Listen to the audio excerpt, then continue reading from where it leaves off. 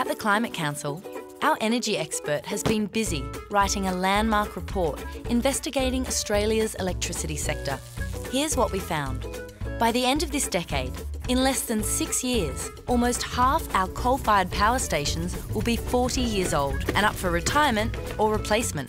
Not only are these stations old, they're inefficient, which means Australia produces more pollution per unit of electricity than China, the US, and other oil-rich Middle Eastern nations. In fact, Australia is one of the world's 10 biggest emitters of greenhouse gases from electricity and heat production.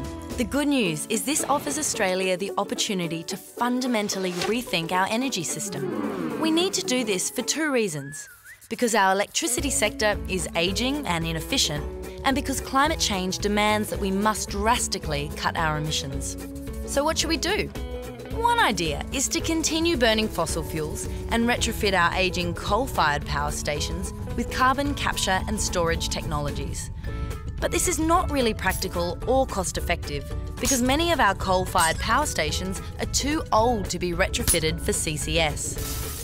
It's also clear that coal-fired power will struggle to compete economically with other sources of electricity as the world moves to limit emissions.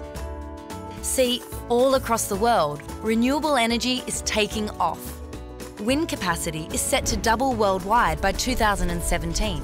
China will be the leading country, followed by the USA, Germany and India. Worldwide, this new capacity added in wind, solar PV and hydro is already far greater than fossil-fuelled energy. Internationally, the costs of wind and solar PV renewables are generally lower now than the coal plants with CCS.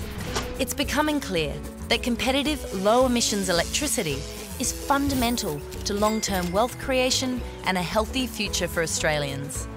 And even though we're not keeping up with the rest of the world, that's not to say Australians don't love renewables.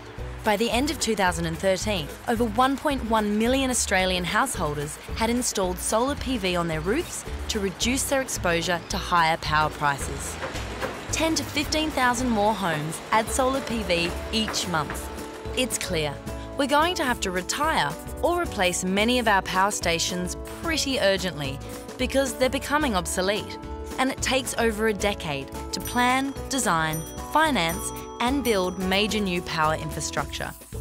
So why not replace them with something we love, something world-class, something that's affordable and something that's going to last.